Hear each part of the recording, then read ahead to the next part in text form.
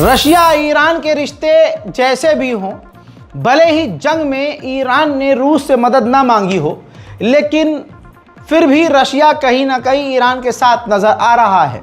ऐलान किया गया है कि ईरान के अंदर 8 परमाणु प्लांट बनाएगा रूस। जाहिर सी बात है, इससे अमेरिका, जर्मनी, फ्रांस, ब्रिटेन और ईरान की और रूस की दोस्ती से जुड़ जाएंगे। मामला गंभीर हो गया है। देखिए, ईरान के बारे में एक जानकारी दे दूं। ईरान के जो सुप्रीम लीडर हैं, उनकी पॉलिसी ये है कि हम परमाणु नहीं बनाएंगे और हमें परमाणु की ज़रूरत नहीं है, ये उनकी नीति है। अब आपको बता दूं कि लगभग 70 से ज़्यादा जो मेंबर ऑफ पार्लियामेंट हैं, यानी ईरानी ऑफिशियल्स हैं, उन्होंने supreme leader of Iran Ayatollah Khamenei को ख़त लिखा है कि आपकी जो न्यूक्लियर पॉलिसी है उसको दोबारा से चेक किया जाए, क्योंकि हालात अब हमारे खिलाफ हैं और हमें परमाणु की ज़रूरत है। दुश्मन दिन प्रतिदिन ख़तरा बना रहा है हमारे लिए, लिहाजा हमें अपनी सुरक्षा के लिए परमाणु जो नीति है उसको बदलना होगा। यानी ईरान के गवर्नमेंट पूरी तरह से परमाणु की तलब रखती है, परमाणु बनाना चाहती है। वही अगली तस्वीर आपके सामने ये देखिए, IAEA के चीफ ने मुलाकात की है ईरान के विदेश मंत्री से अमेरिका में। जी हाँ, कई मुद्दों पर IAEA और ईरान के बीच बात हो रही है। हालांकि ये बिल्कुल घटिया हरकत है ईरान की। ईरान को बात बिल्कुल नहीं करनी चाहिए जिस संगठन से और जिस इंसान से। ईरान की मजबूरी है कि वो उससे बात करने पर मजबूर है। हालांकि ईरान ने अभी 2 दिन पहले ये भी कहा था कि हमने जो डील IAEA से की है वो हम रद्द करेंगे। ईरान के एटॉमिक एनर्जी के जो चीफ हैं, जो न्यूक्लियर प्लांट हैं, न्यूक्लियर जो उनकी फैसिलिटीज़ हैं, उनके जो चीफ हैं, ये देखिए पहुंचे हैं रशिया में उन्होंने रूसी अधिकारियों से मुलाकात की है, जहां पर ही ईरान और रूस के बीच ईरान के अंदर 8 परमाणु प्लांट लगाने की डील हुई है। साथ में इसके अलावा ईरान और रूस के बीच कई अहम तरीन डील्स हुई हैं। वहीं ये भी कंफर्म की गई है खबर कि ईरान और चीन के बीच भी डील हुई है। ईरान को चीन सोलर पैनल सप्लाई करेगा। ईरान के विदेश मंत्री अरागची ने यह भी क्लियर कह दिया है कि हमें अपनी डिप्लोमेसी पर पूरा भरोसा है, हमें अपनी बातचीत पर इतना भरोसा है कि जो न्यूक्लियर विवाद है इसको हम बातचीत के जरिए हल कर सकते हैं। जहां आपको ये लग रहा होगा कि ईरान डर रहा है, अगले ही कदम ईरान के इन्हीं विदेश मंत्री ने कह दिया कि अगर हमारे साथ कोई ऊंच नीच होती है तो हमें पता है हम अपनी पूरी ताकत से, अपनी पावर से अपने आप को बचाएंगे। ما هر ساله در مجمع عمومی سازمان ملل حاضر می‌شدیم و از این تریبون بین‌المللی برای بیان مواضعمون و دفاع از حقوق مردم ایران استفاده کردیم. هر ساله خب این وجود داشته. امسال اما 2 تا ویژگی داره. یکی این که 80مین سالگرد تشکیل سازمان ملل هست و از اون مهمتر این که اولین سالی هست که بعد از حمله به اصطلاح رژیم صهیونیستی و آمریکا و اون تهاجم و تجاوزی که به ایران انجام شد ما در مجمع عمومی حضور پیدا می‌کنیم. بنابراین اهمیت امسال بیشتر از این جهت هست که ما مواضع بر حق مردم ایران رو در این دفاع 12 روزه بیان بکنیم از موضع اقتدار، از موضع ईरान और IAEA के बीच बातचीत चल रही है, जिस पर IAEA के चीफ ने कहा है कि जिस लेवल पर हम इस वक्त बात कर रहे हैं, ईरान से बात करना मुश्किल है, बहुत सारी प्रॉब्लम्स आ रही हैं और बहुत डिफ़िकल्टीज़ का सामना करना पड़ रहा है। आपको मालूम है ईरान पर हमले का अंदेशा है। अमेरिका और इजराइल की तैयारियां ज़ोरों से चल रही हैं। ऐसे में ईरान के जनरल ने क्लियर कट कह दिया है कि हम पूरी तरह से तैयार हैं, हमारी सेना जवाब देने के लिए तैयार है। آمریکا گفته برای اینکه با ایران مذاکره کنه باید برد موشکاشو کوتاه و محدود کنه. نظر شما درباره این صحبت چیه؟ اینو باید از سیاسیون بپرسید. ما وظیفمون یک چیز است و آنم این است که آمادگی دفاعیمون رو در مقابل هر تهدیدی و هر دشمنی به روز نگه داریم و این کارو کردیم و میکنیم و آمادگی مقابله با دشمن هم داریم. اما اینکه چه میشود سیاسیون باید برن تو جلسات مذاکره مستقیم و غیر مستقیم قضیه رو حل کنن. ما آماده ایم. ما به عنوان سرباز در جهت यहूदियों का त्यौहार भी पूरे साल आता जाता रहता है।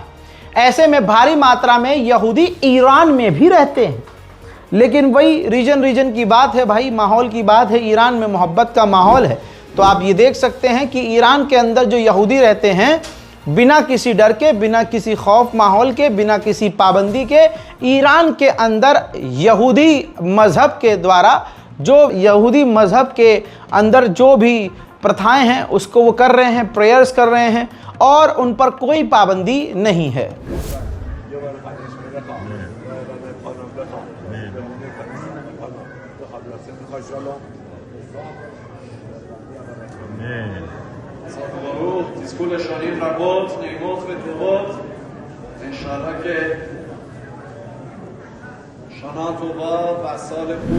यहूदियों का असल में ये कहा जा रहा है कि ये नया साल है, इस साल से इनकी, मतलब कल से इनकी शुरुआत हुई है नए साल की। ऐसे में आप देखेंगे कि जहां हम रहते हैं उस देश में भी ये होता है। एक ख़ास झुंड के लोग हैं, वो अपने धार्मिक प्रोग्राम में मुसलमान नाम ज़रूर लेंगे, इस्लाम के बिना उनका कोई त्यौहार कंप्लीट नहीं होता है। ऐसे ही नेतन्याहू ने अपने धार्मिक, समझ रहे हैं, धार्मिक जो प्रोग्राम हुआ है, जो नया साल उनका आया है, उनका ये त्यौहार, उस पर अपने देश के विकास पर बात करने के बजाय बिल्कुल यहाँ वालों की तरह उसने कहा कि अगला साल जो ऐसा ही आएगा वो हमारे लिए बहुत ऐतिहासिक होगा और हम ईरान को निपटाने के लिए, ईरान से भिड़ने के लिए तैयार हैं। हम पूरी ताकत से, हमारे पास बहुत ताकत है और अपनी पूरी ताकत से तैयार हैं।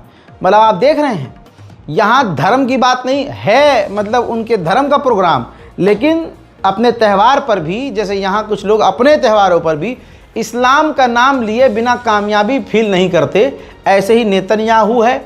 दिन हो या रात, सुबह हो या शाम, धार्मिक प्रोग्राम हो या कोई और प्रोग्राम, ईरान का नाम लिए बिना ऐसे कामयाबी फील नहीं होती है।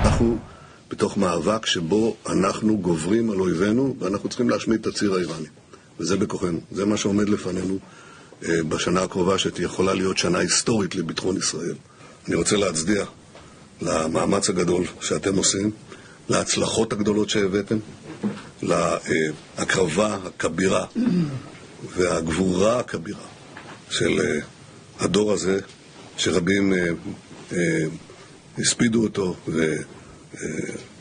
ובעצם ביטלו את המחויבות שלו וכושר הלחימה שלו, והתגלה כדור אדיר שהקריב באמת הקרבות מרחיבות מאוד. אני רוצה לחזור ולומר שאנחנו נחושים להשיג את כל מה... ईरान के अंदर गद्दार भरे पड़े हैं। देखिए, जहां गरीबी होगी तो 4 पैसे के लिए आदमी गद्दारी कर ही देता है। पिछले कुछ हफ्ते में मैंने आपको ये जानकारी दी थी कि ईरान के लाखों से ज़्यादा जासूस ईरान के अंदर हैं। इजराइल के जासूस पूरी दुनिया में सबसे ज़्यादा ईरान में हैं, और वो यहूदी नहीं हैं।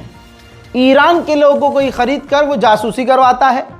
और जैसे 20 ईरानी हैं, 20 ईरानियों का एक हेड यहूदी नागरिक को बनाया, और वो यहूदी नागरिक एक्चुअल में जो मुसाद का है और वो महिला है, वो ईरान में घुस गई।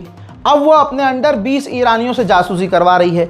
ऐसा पूरा सिस्टम बनाया हुआ है। अब सोचिए कि ईरान के अंदर मुसाद की कितनी पकड़ है, बल्कि पूरे मिडिल ईस्ट में मुसाद की कितनी पकड़ है। आप समझिए, ईरान के ऊपर बयान देते हुए मुसाद के हेड ने क्या कहा, लफ्ज़ों पर ध्यान दीजिए कि हमें ये तक पता है कि आज तुमने सुबह नाश्ते में क्या खाया है। अल्लाह अकबर। ये मुसाद का चीफ जो कह रहा है, ये हवा में नहीं कह रहा होगा। सुप्रीम लीडर, ईरान के कमांडर्स, ईरान के राष्ट्रपति, प्रधानमंत्री, उन तक की जानकारी है कि इन्होंने नाश्ते में क्या खाया है। तो सोचिए ईरान में गद्दारी कहाँ तक है, ईरान में मुसाद कहाँ तक घुसा हुआ है। वहीं आपको ये भी याद है, भूले नहीं होंगे, हसन नसरुल्लाह को, लेबनान के हिजबुल्लाह के लीडर को मारने वाला कौन।